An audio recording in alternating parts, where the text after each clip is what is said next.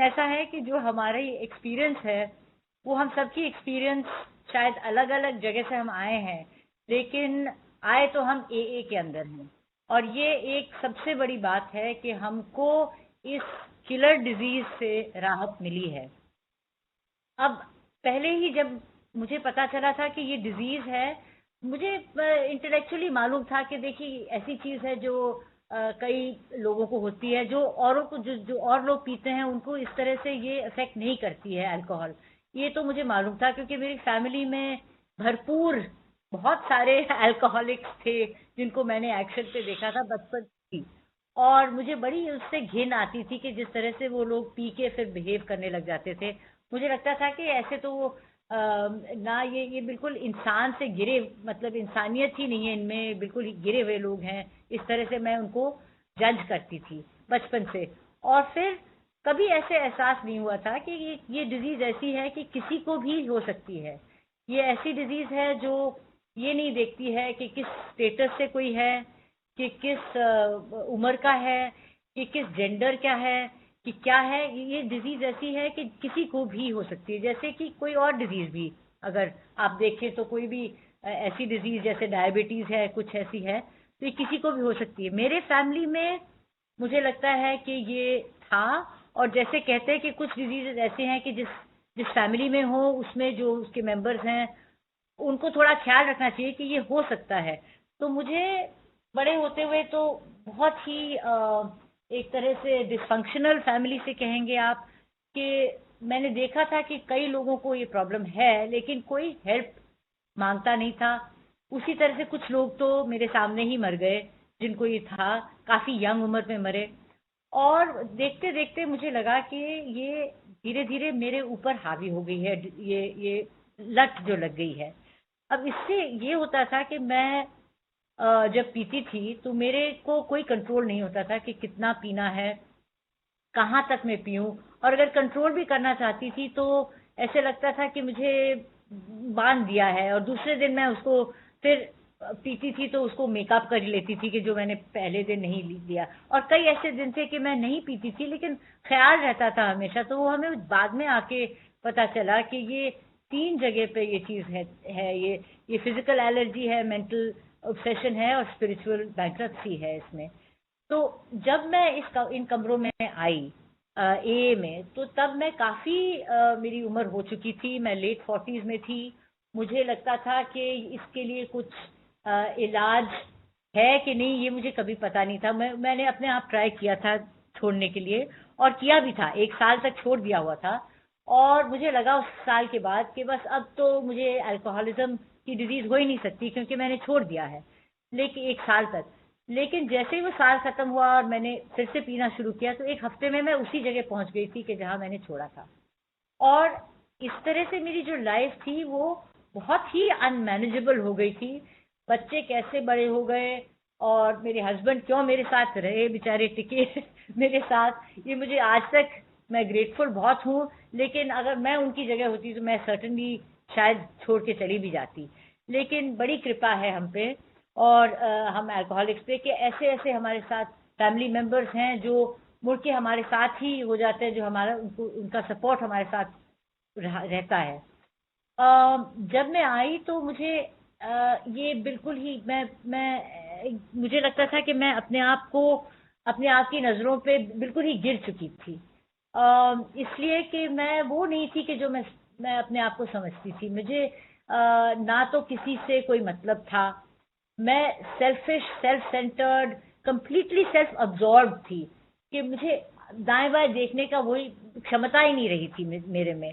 और इस तरह से था कि मुझे लगता था कि स्पिरिचुअलिटी है मेरी लाइफ में, क्योंकि बचपन से मैंने देखा था कि लोग ये पूजा पाठ वगैरह तो हो रहा है, लेकिन मुझे हॉलो लगता था। मुझे लगता था कि मेरे और भगवान के बीच में एक दीवार सी है जिसके जिसके पार मैं नहीं जा पा रही हूँ।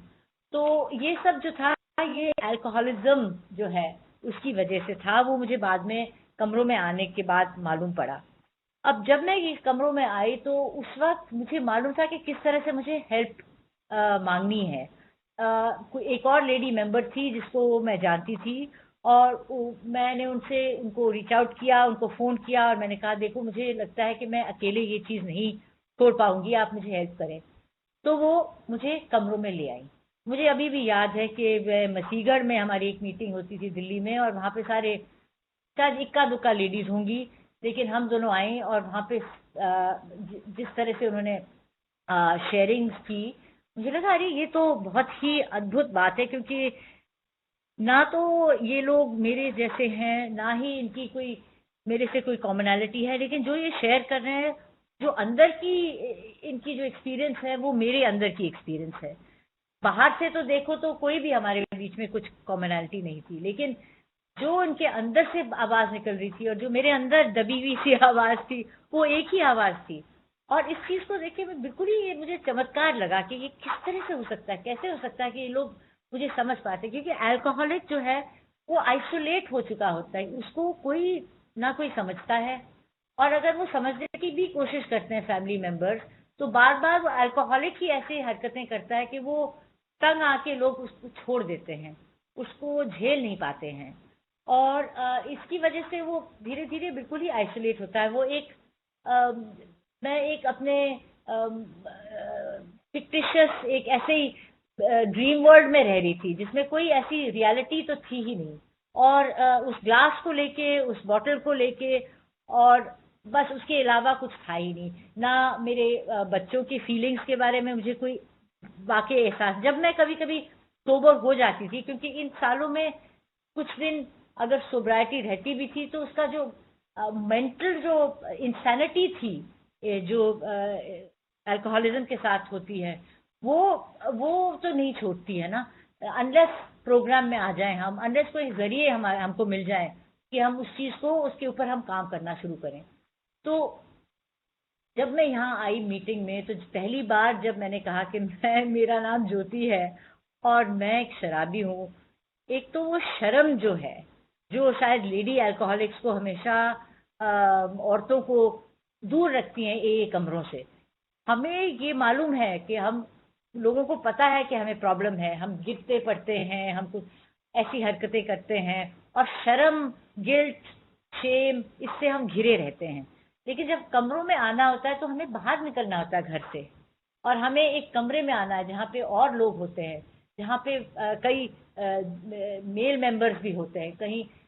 तो इससे इतनी झिझक रहती है कि मुझे लगता है इस वजह से ही हमारी कंट्री में तो कम से कम बहुत कम लेडी मेंबर्स हैं। अगर आप देखें तो दिल्ली में शायद हम 25 लोग होंगे, 25-26 लोग होंगे, और ये सबसे बड़ी ग्रुप है लेडीज की। और जगहों में भी हैं, गोवा में है, बेंगलोर, बॉम्बे में भी हैं, लेकिन बहुत इक्का दुक्का और जगहों में इक्का दुक्का है। लेकिन ये नहीं है कि प्रॉब्लम नहीं है, औरतों में भी प्रॉब्लम है। लेकिन औरतों का ऐसा होता था कि चलिए अगर इसको लत लग गई है, तो आप इसको लाके घर पे बोतल पकड़ा दीजिए, घर पे पिए, घर पे मरे। ये बहुत ज्यादा आप देखेंगे, चाहे ये गांव की बात हो, चाहे सिटीज की बात हो। और ऐसा नहीं है कि जहाँ पे लोग घूंघट पहनते हैं वहां पे अल्कोहलिज्म नहीं है। जरूरी नहीं है कि वो बहुत वेस्टर्नाइज्ड औरत है जिसको लत लगी है। हर एक के घर पे कहीं ना कहीं, गाँव में भी शराब बना करती थी पुराने जमाने में, औरतें पीती थी, और जिसको लत लगनी थी उसको लत लगती थी, लेकिन वो चुपचाप घर के अंदर ही खत्म हो जाती थी शायद, बहुत ज्यादा। और हमारे सामने तो ये बहुत बड़ा चैलेंज है कि हम जाके थोड़ा रीच आउट करके लेडी मेंबर्स को किसी तरह से, सब लोग मिलके कोई ऐसा प्रयास करें कि लेडी मेंबर्स इस वंडरफुल फेलोशिप के अंदर आए। अब हम आते हैं टॉपिक्स के ऊपर, पावरलेसनेस और एक्सेप्टेंस। और जब मैंने पहले ये सुना ये टॉपिक, तो मैं इमीडिएटली मुझे ये लगा कि ये ऐसा तो नहीं कि ये बहुत अबलापन टाइप, अबला नारी टाइप के टॉपिक्स तो नहीं है कि मैं पावरलेस भी हूँ और एक्सेप्ट भी करूँ हर चीज। लेकिन ऐसा नहीं है। हम जब ए के अंदर ये शब्द यूज किए जाते हैं, तो इनका कुछ और ही मायने होता है। पहले तो मुझे ये बिल्कुल मान के चलना है कि जैसे कोई डिजीज है, इसके ऊपर मेरा कोई कोई कुछ भी नहीं, इसके सामने मेरा कोई बस नहीं चलता है। और इसकी वजह ये है कि आप ये लेके चल सकते हैं कि ऐसी डिजीज है ये कि हम मुझे हर तरह से ये घेर लेती है। तो फिजिकली तो मुझे घेरती ही है कि मैं एक घूंट लेने से मेरे को कोई फायदा नहीं है, मतलब मुझे लगता नहीं है कि मेरा मन भरा है। और एक drink, second drink, third drink, fourth drink मैं छोड़ नहीं सकती हूँ जब तक मुझे ब्लैकआउट ना हो जाए। और फिर उसके बाद मेंटल ऑब्सेशन जो है उसके उसके वो शुरू हो जाती है कि कैसे लाऊं, कहाँ लाऊं, कब कब कब पीऊं, कैसे पीऊं, ये चीज हो जाती है। और फिर स्पिरिचुअली मैं बिल्कुल कुछ नहीं रहती इसके सामने, मैं बिल्कुल ही खत्म हो जाती हूँ, मैं कुछ भी करने को तैयार हूँ ड्रिंक के लिए। और ड्रिंक पीने के बाद मैं सारे रिलेशनशिप्स वगैरह को खत्म कर देती हूँ। तो इस चीज को, इसके सामने मैं बिल्कुल पावरलेस हूँ, मुझे लगता है कि मैं कुछ भी नहीं कर पाती हूँ। अगर ड्रिंक भी मैं छोड़ दूं उसके बाद मेरी जर्नी शुरू होती है एक्चुअली। तो फर्स्ट स्टेप है जो हमारा, कि हम admitted we were powerless over alcohol and our lives had become unmanageable. उसके बाद जब मैं इन कमरों में आके ये एडमिट करती हूँ और अपने आप को समर्पित करती हूँ हायर पावर के सामने, उसके बाद मेरी जर्नी एए में शुरू होती है। और उस जर्नी का मैं आपको क्या बताऊं कि किस तरह से ये जर्नी मेरी अभी एए में गुजरी है, निकली है और अभी चलती जा रही है। ऐसा लगता है कि एक द्वार खोलो और एक ट्रेजर हाउस के अंदर आ जाते हैं हम लोग, और फिर दूसरा द्वार खुलता है और फिर हम एक सुंदर कमरा खुल जाता है हमारे लिए, और फिर ऐसे करते करते हम इस जर्नी को तय करते हैं। और इसके लिए हमें सबसे पहले तो ये रियलाइज करना है कि हम ह्यूमिलिटी के अलावा हमारे पास कोई और जरिया नहीं है। ह्यूमिलिटी जो है बहुत मुश्किल है, क्योंकि जो मेरा मेरा चलने का तरीका ही ये है कि मैं समझती हूँ अपने आप को कि मैं या तो किसी बहुत बढ़ा चढ़ा के समझती हूँ या कुछ भी नहीं समझती हूँ अपने को। इनमें से दोनों एटीट्यूड ह्यूमिलिटी के नहीं है। ह्यूमिलिटी वो है कि जो रियलिटी एक्सेप्ट करें हम, विदाउट इमोशनैलिटी हम रियलिटी एक्सेप्ट करें कि मुझे ये प्रॉब्लम है और मुझे इस प्रोग्राम से इस प्रॉब्लम के लिए, इस प्रॉब्लम को फेस करने के लिए टूल्स मिल रहे हैं। मुझे अपने आप को दो तीन चीजें के लिए ओपन माइंडेड रहना है। एक तो ये है कि मैं किसी की गाइडेंस लेने को तैयार हो जाऊं, और ऐसा नहीं है कि हम जैसे है कि इमीडिएटली डिसाइड करें कि हमारा स्पॉन्सर कौन रहेगा।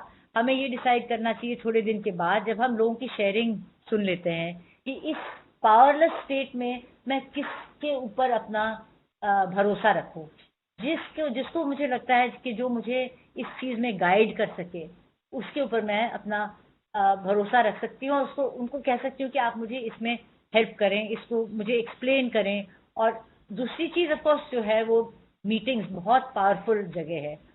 तो मैं आती हूँ तो शुरू में तो मुझे लगता है कि हायर पावर क्या होना चाहिए जिसको मैं मानूं। उस वक्त हायर पावर की जगह मेरे अंदर बनी नहीं होती है शायद, और जो पहले मैं भगवान के ऊपर भरोसा करती थी वो भरोसा उठ गया होता है, या वो जो भगवान की मूर्त होती है वो शायद उस वक्त काम नहीं कर रही होती है।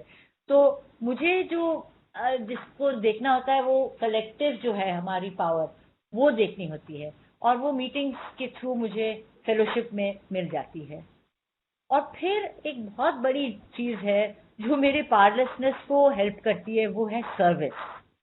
क्योंकि जो मुझे डिजीज है, अगर मैं बाहर जाके देखती हूँ तो मैं देखती हूँ इतने और लोग हैं जो मेरी एक्सपीरियंस, स्ट्रेंथ और होप के साथ थोड़ा सा उनको कुछ मिल जाए कि देखिए अगर ये कर सकती हैं इतने साल पीने के बाद, 20-25 साल पीने के बाद, अगर ये कमरों में आके छोड़ सकती हैं ड्रिंक और एक स्पिरिचुअल पाथ की तरफ चल सकती हैं, तो फिर मैं क्यों नहीं, मैं भी ये कर सकती हूँ। तो ये मैं भी का जो की भावना जो है, वो अगर मैं जाके किसी को हेल्प कर सकूं अपने एक्सपीरियंस को बता के, चाहे वो कितना भी मुझे झिझक हो, वो पीआई वर्क के थ्रू करूं या वन ऑन वन करूं, लेकिन वो मेरे पावरलेसनेस को काफी हेल्प देता है। एक दूसरी तरह की पावर मेरे को लगती है कि मेरे अंदर आ गई है। तो एक्सेप्टेंस पे अगर हम आते हैं तो स्वीकृति, उसमें मैं अगर सेरेनिटी प्रेयर को ही अगर हम लेते हैं तो पहले हमें सेरेनिटी आनी है, उसके बाद एक्सेप्टेंस आएगी कि मैं उन चीजों को बदलने की कोशिश नहीं करूं को जो मेरे पावर में नहीं है। वो भी तो मुझे समझना है कि मेरे पावर में क्या है और मेरे पावर में क्या नहीं है। I know that I am powerless over other people. This is the hardest lesson. मुझे सबसे मुश्किल लगा कि मैं अपने हस्बैंड के ऊपर पावरलेस हूँ या अपने बच्चों के ऊपर पावरलेस हूँ, कैसे हो सकता है। मेरी तो आदत है कि मैं 24 घंटे उनको बताती फिरूं कि नहीं नहीं आपको ऐसे करना चाहिए, नहीं आपको ऐसे करना चाहिए। खास करके अगर आपने, शायद आपका भी एक्सपीरियंस रहा होगा कि कोविड, इस कोरोना वायरस की दौर पे अगर कोई बाहर आपको दिख गया कि जिसने मास्क नहीं पहना, इमीडिएटली हमारे अंदर वो पता नहीं क्या जाग जाता है कि हम जाके उनको बोले कि आप क्यों, आपने मास्क नहीं पहना, आपको ये करना चाहिए। मैं और लोगों की जो है इन्वेंट्री लेने में बहुत माहिर हूँ, लेकिन सबसे पहले मुझे ये अंडरस्टैंड करना है कि मैं और लोगों के ऊपर पावरलेस हूँ। ये बहुत ही मुश्किल है और ये शायद एक बहुत सुंदर चीज है समझने की, क्योंकि जैसे ही मैं हर एक दिन को अगर ये मैं एक्सेप्ट करूं कि देखिए मैं पावरलेस हूं उनके ऊपर, फिर मेरा पूरा अटेंशन मेरे ऊपर आ जाता है, मेरे मेरी तरफ फिर से मैं मुड़ सकती हूँ। नहीं तो मेरा पूरा अटेंशन बाहर की तरफ रहता है कि मैं दूसरों को कैसे सुधारूं। अपनी तरफ तो मेरा अटेंशन कम ही रहता है। और ये हर एक स्पिरिचुअल प्रोग्राम में, चाहे वो क्रिश्चियनिटी हो या हिंदुइज्म हो या बुद्धिज्म, जो भी है, हम अपने आप अपने ऊपर ही काम कर सकते हैं। हम बाहर अगर लोगों को चेंज करने को चलें तो वो एक हॉलो चीज है, वो हम नहीं कर सकते हैं। तो पहले तो हमने देखना है कि ये मैं एक्सेप्ट करूं कि मैं दूसरों के ऊपर पावरलेस हूं। तो सिचुएशन है, आजकल आप शायद अग्री करें या नहीं करें, पॉलिटिकल सिचुएशन है या जो अभी कोविड या कोरोना वायरस की वजह से जो सिचुएशन है, उसके ऊपर मैं बिल्कुल ही पावरलेस हूँ। और मैं अगर उससे ही जूझती जाऊं, 24 घंटे न्यूज देखती रहूं और कहूं ओ उनको ये करना चाहिए, नहीं वो होना चाहिए, नहीं ये होना चाहिए, अगर जितना भी मैं इंफॉर्मेशन समेटती रहूं, लेकिन मैं पावरफुल नहीं बन जाऊंगी। मुझे ये देखना है कि मैं क्या कर सकती हूँ, कि मैं कौन सी चीजें बरत सकती हूँ। मुझे मास्क पहनना है, मुझे हाथ धोने हैं, मुझे जो करना है मैं खुद करूँ। और ये जो ए के प्रिंसिपल्स हैं वो हर एक क्षेत्र पे यूज हो सकते हैं। ये नहीं है कि मैं सिर्फ इन चीजों को ए के कमरों में या ए की लिटरेचर में ही पढ़ के समझूं। ये चीजें हर एक एस्पेक्ट ऑफ लाइफ में मेरा यूज हो सकता है।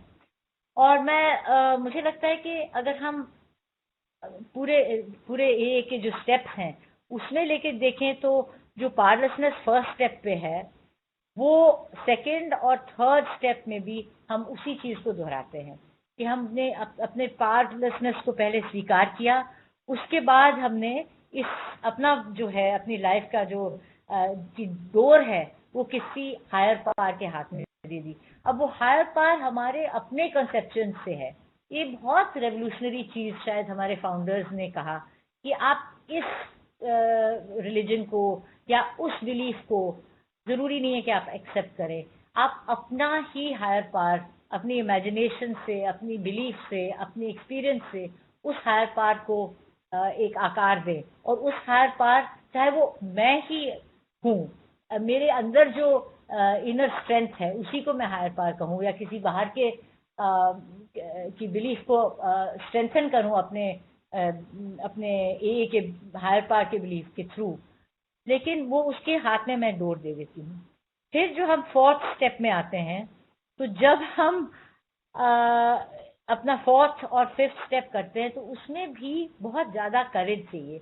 अब जैसे अगर हम अ, ये देखते हैं कि एक्सेप्टेंस एक स्टेप है, एक्सेप्टेंस के बाद हमें चाहिए करेज। और करेज जो है वो बहुत हमें समेटना पड़ता है अगर हमने फोर्थ और फिफ्थ स्टेप करने होते हैं। तो acceptance is part of a trilogy of acceptance, courage and wisdom. तो जब मुझे फोर्थ और फिफ्थ स्टेप करना है तो उसमें मुझे बहुत अपने को एक साथ ला के और ऐसे सोच के कि मैं इस चीज को करूं, फेस करूं अपने आप को। औरों को बताने में हम बहुत अच्छे हैं, एक एक मास्क पहनने में बहुत अच्छे हैं। हमें ये बचपन से ही शायद हम ऐसे थे कि हम ऐसे डरे हुए थे अंदर से कि बाहर से एक्ट हम कुछ और ही करते थे, अंदर से कुछ और ही फील किया करते थे। ये जो अंदर और बाहर का जो मेल था ये कभी भी नहीं हुआ हमारी, जब तक हम फोर्थ और फिफ्थ स्टेप तक नहीं आए। क्योंकि मैं अपने से ही ज्यादा छुपती हूँ, क्योंकि मैं ये नहीं देखना चाहती हूँ कि मेरे में कौन सी खामियां हैं। मैं अपने को विक्टिम मानती थी बचपन से ही, और शायद थी भी एक तरह से। लेकिन जब मैं सोब्राइटी की तरफ बढ़ते कदम बढ़ाती हूँ, तो मैं उस विक्टिमहुड में नहीं रह सकती। मुझे उसके बाद अपने हाथ में करेज लेना है और अपने आप को एक मिरर सामने रख के अपने आप को देखना है, पूरी तरह से देखना है। और ये देख के हम, ये नहीं कि मैं देख के अपना जज भी बनूं और जूरी भी बनूं। मुझे सिर्फ देखना है, क्लियरली देखना है स्टेप 4 में। मुझे जरूरी नहीं है कि मैं, बिल्कुल ही नहीं करना चाहिए मुझे कि मैं इमीडिएटली देख के जज करने लग जाऊं अपने, और गिल्ट लाऊं अपने ऊपर, और बुरा फील करूं, और रिमोर्स फील करूं। मैं बस क्लैरिफाई करना चाहती हूँ कि मैं कहाँ से आई हूँ, मैं किस तरह से हूँ, और मैं आज कहाँ पे हूँ। वो मुझे 4th स्टेप देता है। 5th स्टेप की बात ही ना करें, क्योंकि वो 5th स्टेप जो है वो सबसे फ्रीइंग स्टेप है। उससे मैं इतनी फ्री हो जाती हूँ कि मुझे लगता है कि मैं अब तक बंधी हुई थी, मैं बिल्कुल केज के अंदर थी। और किसी को ये बताने से, जो मैंने सोचा था कि ऐसी चीजें मैं किस तरह से बोलूं किसी को, चलो लिख तो लिया, अपने आप को भी फेस कर लिया, अच्छा हायर पावर को भी बता दिया किसी तरह से, लेकिन किसी और ह्यूमन बीइंग को इतना ट्रस्ट करूं कि मैं उनको अपनी अंदर की सबसे वर्स्ट एक्सपीरियंसेस, और जो मैं सोचती थी कि मैं ऐसे, इतना मेरे से बुरा कोई है ही नहीं, ऐसी चीजें मैं बता दूं। लेकिन बताने के बाद वो जो फ्रीडम आती है, इमीडिएटली शायद नहीं आए। और मैं खास करके न्यू कमर्स को ये कहना चाहूंगी कि ये स्टेप बहुत ही फ्रीइंग स्टेप है। इससे जो है मेरी एक्चुअल जर्नी शुरू हो जाती है। और फिर इसी स्टेप से अगर मैं आगे चलती हूँ, तो मैं first of all accepting who I am, 4th step में, and then giving that over to somebody who can guide me, someone who is able to take on what I have told them without judging me. तो ये 5th step तक आ गए। और फिर 6th और 7th, फिर मैं कहती हूँ अच्छा, ये जो मेरे, जैसे मैं अल्कोहल के ऊपर पावरलेस थी, वैसे ही मैं अपने ही कैरेक्टर डिफेक्ट के ऊपर पावरलेस हूँ। अब सब लोग कहेंगे देखिए विल पावर होनी चाहिए, नहीं आप ऐसा कर रहे हैं, आप ऐसा क्यों कर रहे हैं, आप हमेशा आपको क्यों ईर्ष्या होती है, आपको क्यों फियर लगा रहता है, आप क्यों हमेशा किसी और की तरफ देखते रहते हैं, कंपेयर करते रहते हैं अपने आप को, आप क्यों अपने आप को नीचा सोचते हैं हमेशा, आपको हमेशा क्यों आप ऐसी सिचुएशंस में अपने आप को पाते हैं जहाँ पे लस्ट आप फील करते हैं। तो ये सारे जो उन्होंने हमें कैरेक्टर डिफेक्ट्स बहुत क्लियरली बताए हैं 4th स्टेप की, वो हमें 6th और 7th स्टेप में हमें क्लियर होती जाती हैं। और 6th स्टेप में आके हम स्लोली बचपने से थोड़े से बड़े होने को आ जाते हैं। और फिर उसके बाद humbly ask him to remove our shortcomings. What a beautiful step this is. क्योंकि हम फिर कहते हैं कि देखिए हम इस पे पावरलेस हैं, हम अपने ऊपर ही पावरलेस हैं, आप हमसे ये ले लीजिए। जब भी मुझे लगता है कि मैं आज के दिन मैंने कुछ ऐसे किया है कि जो मुझे अच्छा नहीं लगा अपने आपके बारे में, या मुझे जैसे कि प्राइड लगा, मुझे लगा कि मुझे सबसे बेहतर मालूम है इस चीज के बारे में, और मैं सबको बताऊंगी कि मैं क्या क्या चीज करनी चाहिए और उनको, ये प्राइड है, ये एक तरह की अहंकार है। तो उस अहंकार को हम अपने हायर पावर से कहते हैं ये प्लीज हमसे ले लीजिए, क्योंकि ये अहंकार में कोई स्पिरिचुअलिटी नहीं होती है। अहंकार हमको हायर पावर से दूर रखता है। तो हम हायर पावर से ही रिक्वेस्ट करते हैं कि प्लीज रिमूव आवर शॉर्टकमिंग्स। फिर 8th और 9th पे जब हम आते हैं, तो हमने देखा है कि हमारी जो डिजीज थी, उसकी वजह से हमने लोगों को बहुत दुख दिया है। अब कोई कहेगा देखिए ये डिजीज की वजह से हुआ है, इसके ऊपर मेरा कोई वो नहीं था, मेरा कोई पार नहीं था, मैंने जो किया सब उस वजह से किया। ठीक है, आप ये भी कह सकते हैं, ये भी हम मान लेते हैं कि देखिए मैंने जो किया उस डिजीज के होते हुए किया, ये मैं नहीं थी जिसने किया, ये असली मैं नहीं थी जिसने किया, लेकिन किया तो, और लोगों को ठेस लगी तो इसलिए उस ठेस को लेके हमने एक्सेप्ट करना फिर से कि हमने दुख दिया लोगों को। ये चीज मुझे मेरे फादर ने और मेरे बच्चों ने और मेरे हस्बैंड ने सबसे डीपली मुझे ये एहसास दिया था कि देखो जब तुम नहीं पीती हो तो you are the best daughter, you are the most beloved wife and you are loving mother. लेकिन जब आप पीते हो आप एक मॉन्स्टर हो। आप आपके साथ हम बिल्कुल ही कोई हमारा रिलेशनशिप नहीं हो सकता। लेकिन जब मैं अमेंड्स करने को जाऊं तो मेरे अंदर 6 और 7 की ह्यूमिलिटी होनी चाहिए, क्योंकि मैं किसी को सॉरी बोलने जाऊं, किसी को ये कहने जाऊं कि मुझे माफ कर दो, मैंने ये आपको बहुत ठेस पहुंचाई है, और मैं अगर ह्यूमिलिटी के साथ नहीं जाऊं तो अगर वो कहे अरे चले जाओ, हाँ ठीक है, तो मुझे ऐसे लगेगा कि अरे ये कैसे हुआ, मैं इतना तो हाथ जोड़ के गई हूँ और फिर ये लोग मुझे एक्सेप्ट नहीं कर रहे हैं, तो मैं फिर रिजेंटमेंट लेके आ जाऊंगी, तो मैं मेरे अमेंड्स का कोई मायने नहीं होगा। इसलिए मुझे 6 और 7 करना ही पड़ेगा 8 और 9 के सामने। और फिर direct amends wherever possible except where to do so. Direct amends करना, फिर से वही स्टेप 5 के जैसे किसी को फेस करना पड़ेगा आपको। आपको अपने बच्चों से माफी मांगनी पड़ेगी। एक तो होता है लिविंग अमेंड्स, कि मेरा जो जीवन है वो ही एक तरह का अमेंड बन गया है। मैंने हर दिन एक तरह से माफी मांगी, हर दिन केयरिंग हूं, मैं ट्राई करती हूँ कि हर दिन मैं कुछ उनके लिए करूं या कुछ सोचूं या कुछ उनसे मीठे बोल बोलूं। जरूरी नहीं कि मैं हर बार ऐसे कर सकती हूँ, क्योंकि मैं we are not saint, we are only we are on a spiritual path, it's only progress not perfection। लेकिन फिर भी ये मेरी हमेशा वो होनी चाहिए कि मैं अमेंड्स करूं फेस टू फेस। और फिर 10th स्टेप पे जब मैं आती हूँ, फिर से हमारी जो है ये एक्सेप्टेंस और पावरलेसनेस, ये बार बार हमें दिशा दिखाएंगी कि पर्सनल इन्वेंट्री फिर से मैंने लेनी है। और मुझे ये भी एडमिट करना है कि जब भी मैं गलती मेरे से हो गई है, फिर से ये सारे स्टेप्स जो पहले वाले हैं वो मैं 10th स्टेप में आके फिर से दोहराती रहूं। और ये रोज का काम है।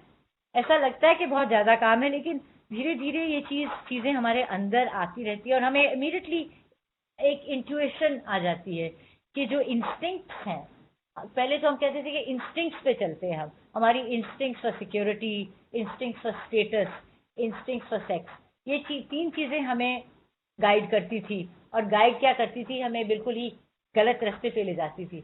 लेकिन अब जो इंट्यूशन 10th स्टेप को दोहराने से हो जाती है, हमें इमीडिएटली पता चल जाता है कि शायद ये ठीक कदम नहीं उठा रहे हैं हम। चाहे वो फाइनेंशियल किसी डिसीजन के ऊपर हो, या कोई इमोशनल डिसीजन हो, या कोई जरूरी हमें कोई भी कदम लेना हो। और फिर इसके साथ साथ हम अपने स्पॉन्सर का भी हेल्प ले सकते हैं। And 11th step sought through prayer and meditation to improve our conscious contact with God. वही गॉड के सामने हम ह्यूमिलिटी, पावरलेसनेस अपनी लाते हैं, और उनके सामने हम नतमस्तक हो जाते हैं कि हम we pray that how do we go according to his will, not my will, thy will not mine. इस स्टेप 3 का प्रेयर है, स्टेप 7 के प्रेयर है, ये हमें बताते हैं कि हम कैसे हायर पावर के विल के साथ अपनी विल को अलाइन करें, और अपने मतलब मनमानी करने से धीरे धीरे हम दूर रहें, और हायर पावर के विल के साथ ही अपने को अलाइन करें। And having had a spiritual awakening as a result of this step, ये प्रॉमिस है हमारे लिए कि ये सारे स्टेप करने से और अपनी पावरलेसनेस एक्सेप्ट करने से, और ऐसी पावरलेसनेस नहीं है जिसमें पावरलेसनेस के साथ हमें एक्सेप्टेंस के साथ करेज चाहिए, और करेज के साथ विजडम भी आ जाती है कि क्या चीज ऐसी चीजें हैं जो मैं कर सकती हूँ, जिसमें मैं इफेक्टिव हो सकती हूँ, और कैसी ऐसी चीजें हैं जिसके साथ में ऐसे लगेगा कि मैं दीवार के साथ अपना सिर बजा रही हूँ और कुछ नहीं हो रहा है। तो I must let go of certain things, क्योंकि मेरे अंदर ग्रैंडियोसिटी भी तो बहुत है। मैं सोचती हूँ कि I can be the great saviour of the world also, nothing less. तो इसलिए मुझे अपने को राइट साइज बनाना है, और राइट साइजिंग जो है मेरी, वो ह्यूमिलिटी और कॉन्स्टेंटली द अवेयरनेस कि मेरे ये स्पिरिचुअल पाथ है, ये स्पिरिचुअल अवेकनिंग धीरे धीरे। और कभी कभी हमें नहीं मालूम पड़ता है कि हमारे अंदर स्पिरिचुअल अवेकनिंग आ रही है, क्योंकि ऐसे नहीं है कि जैसे बोल्ट ऑफ लाइटनिंग हो भी सकता है, कई लोगों के साथ शायद होता है कि ऐसी एक्सपीरियंस हो जो बिल्कुल ही लाइफ को टर्न अराउंड कर ले। लेकिन कई लोगों का बहुत स्लो, धीरे धीरे स्टेडिली। इसलिए टाइम काफी जरूरी है हमारा ए के अंदर रहना और सारे टूल्स को इस्तेमाल करना। And then to practise these principles in all our affairs. जैसे मैंने कहा कि ये ए के जो स्टेप्स हैं ये सिर्फ ए के अंदर के लिए नहीं है, जो प्रिंसिपल्स हैं वो ग्रुप के लिए भी हैं और बाहर आने के बाद भी ऑफिस में भी हैं। किसी और संस्था में अगर हम बिलोंग करते हैं उसमें भी अगर हम ए के प्रिंसिपल्स यूज करें तो हमें पता चलेगा कि these are most amazingly very maturely developed principles. और सेवा की भावना जो है, service, sending, bringing the message to other alcoholics and not only to alcoholics. मेरे साथ तो ऐसा भी हुआ है कि कुछ ऐसे फ्रेंड्स हैं या कुछ लोग हैं जिनको जो कोई क्राइसिस से जा रहे हैं, मुझे लगता है कि कभी कभी मैं उनको ये भी ना बता के कि ये ए के प्रिंसिपल्स या ए के स्टेप्स हैं, मैं उनको ये स्टेप्स और इसके शेयर करने के बाद, या ए के कुछ ऐसे हैं, one day at a time है, जस्ट फॉर टुडे है, इस तरह के जो स्लोगन्स हैं इनको भी मैं यूज करके और लोगों को भी मैं शेयर कर सकती हूँ। तो मुझे लगता है कि इन कमरों में आके मुझे सब कुछ मिला है एक तरह से। मैं ये शेयर करना चाहूंगी कि कुछ सालों के लिए मेरे हस्बैंड काफी बीमार चलते आ रहे हैं, अब तो बड़ी कृपा है दैट ही इज ओके, लेकिन मैं उस दौर से भी गुजरी हूँ जिसमें पूरे फियर से मैं घिरी हुई थी। फियर, एंजाइटी एंड डिस्पेयर कि मैं क्या करूंगी, क्या होगा, कैसे होगा, how will I manage, what will happen to him, how much will he suffer. ये सारी चीजें मुझे 2-3 महीने के लिए मेरे अंदर ऐसे बिल्कुल टर्मोइल रहता रहा, एक तरह से मंथन रहा। और लेकिन इसके थ्रू भी मैं मीटिंग्स अटेंड करती रही, मैं अपने फेलो मेंबर से बात करती रही, मैं अपने स्पॉन्सर से भी बात करती रही। और उसके अंदर से जब मैं निकली हूँ अब, मुझे लगता है कि I have let go and let God and I have accepted my powerlessness over any situation that arises. And a में हमें ये बताया जाता है कि सिर्फ तब नहीं कि जब चीजें आपके आपके अनुसार चल रहे हों, आपके विशेष के अनुसार चल रहे हों, लेकिन तब भी कि जब बिल्कुल ही विपरीत सिचुएशन हो या बिल्कुल ही ऑपोजिट लोग आपसे नहीं, आपसे सहमत ना हो, या इस तरह की सिचुएशन जो कोरोना वायरस जो हमने कभी सोचा भी ना था ऐसा भी हो, लेकिन हम ए के प्रिंसिपल्स और स्टेप्स को लेके और फेलोशिप को लेके, अपने स्पॉन्सर को लेके और सारे टूल्स को लेके हम लोग बिल्कुल ठीक रह सकते हैं और स्पिरिचुअल पाथ पे चलते रहें। Thank you so much for letting me share.